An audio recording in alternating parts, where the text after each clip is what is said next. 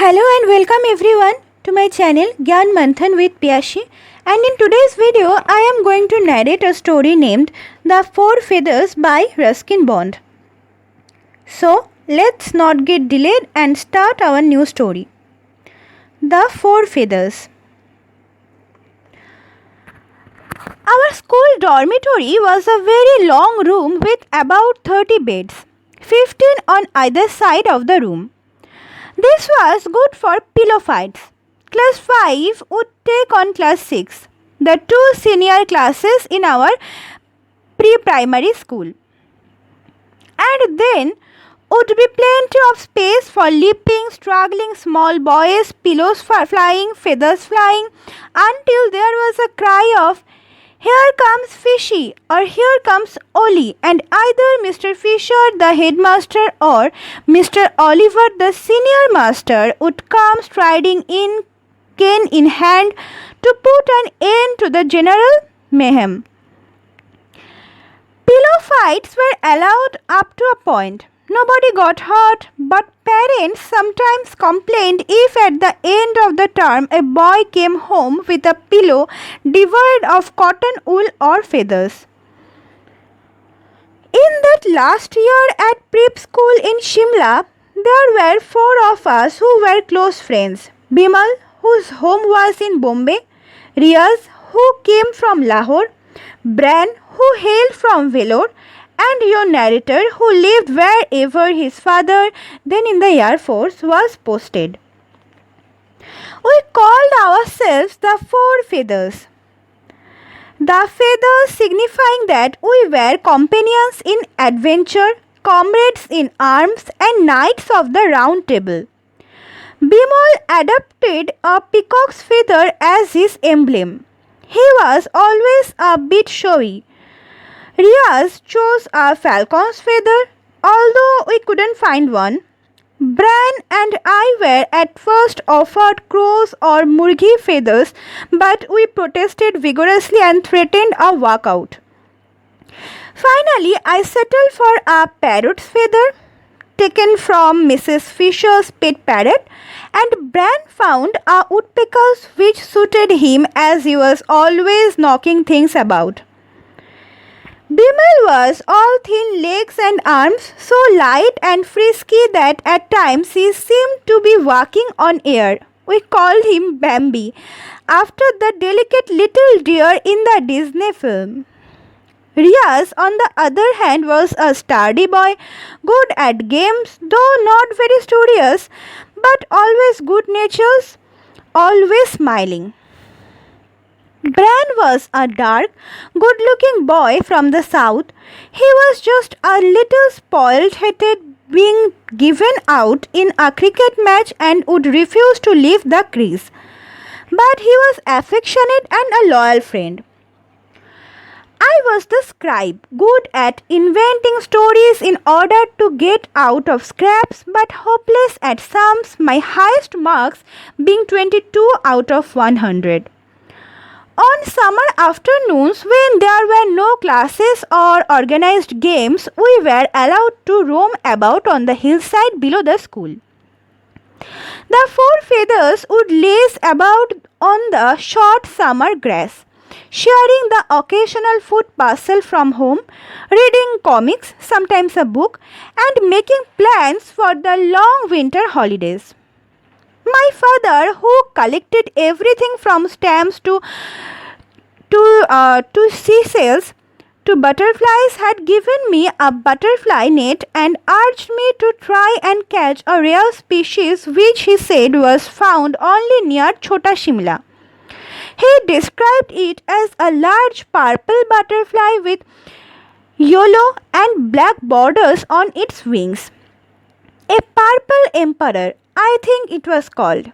As I wasn't very good at identifying butterflies, I would chase anything that happened to flit across the school grounds, usually ending up with common red admirals, clouded yellows, or cabbage whites. But that purple emperor, that rare specimen, being sought by collectors the world over, proved elusive.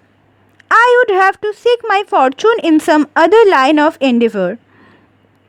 One day, scrambling about among the rocks and thorny bushes below the school, I almost fell over a small bundle lying in the shade of a young spruce tree. On taking a closer look, I discovered that the bundle was really a baby, wrapped up in a tattered old blanket. Feathers, feathers, I called. Come here and look, a baby has been left there. The feathers joined me and we all stared down at the infant who was fast asleep. Who would leave a baby on the hillside? Asked Bimal of no one in particular. Someone who doesn't want it, said Bran, and hoped some good people would come along and keep it, said Riaz. A panther might have come along instead, I said. Can't leave it here. Well, we will just have to adopt it, said Bimal. We can't adopt a baby, said Bran. Why not? We have to be married. We don't. Not us, you dope, the grown-ups who adopt babies. Well, we can't just leave it here for grown-ups to come along, I said.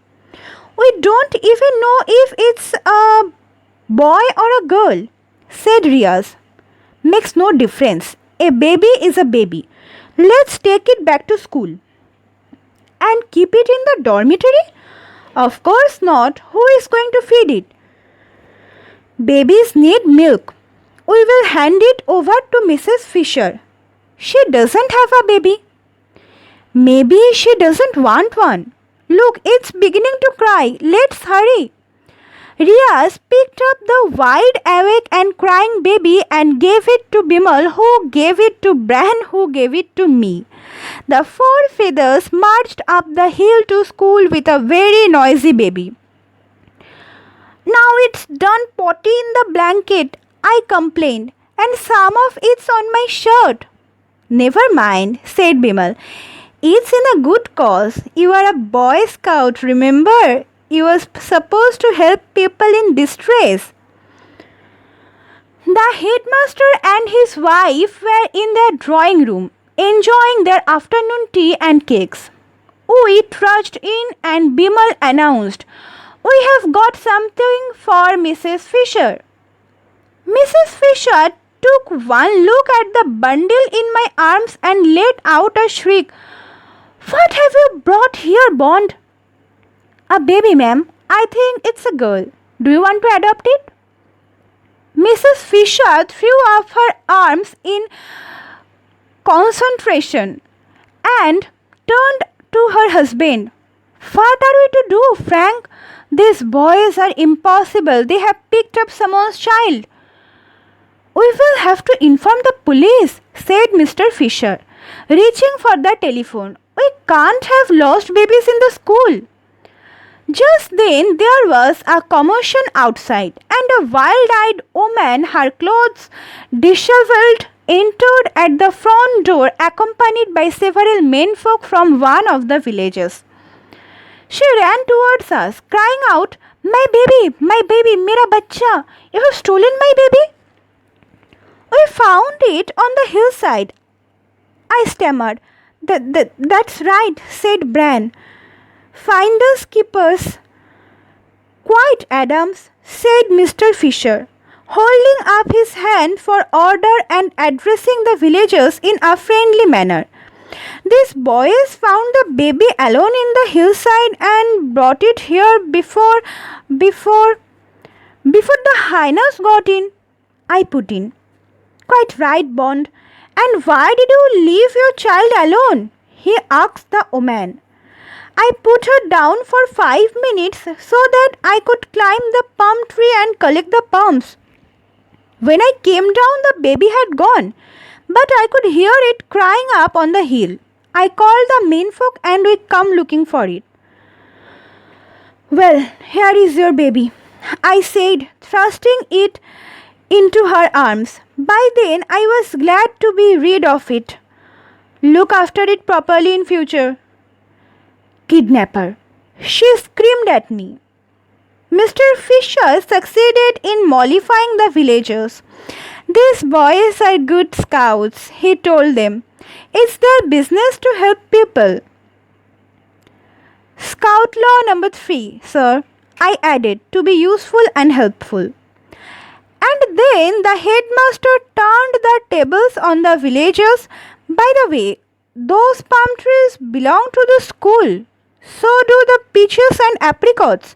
Now I know why they have been disappearing so fast. The villagers, a little chastened, went their way. Mr. Fisher reached for his cane. From the way he fondled it, I knew he was itching to use it on our bottoms. No, Frank, said Mrs. Fisher, intervening on our behalf. It was really very sweet of them to look after that baby. And look at Bond. She has got baby goo all over his clothes. So he has. Go and take a bath, all of you. And what are you grimming about, Bond? Scout law number 8, sir. A scout smiles and whistles under all difficulties. And so ended the first adventure of the 4 feathers. So thus the story came to an end. Hope you have loved the video. If yes, then please do subscribe, share with your friends, and don't forget to put your valuable opinions in the comment section below. I will come up very soon with a new video. Till then, take care and stay safe. Thank you.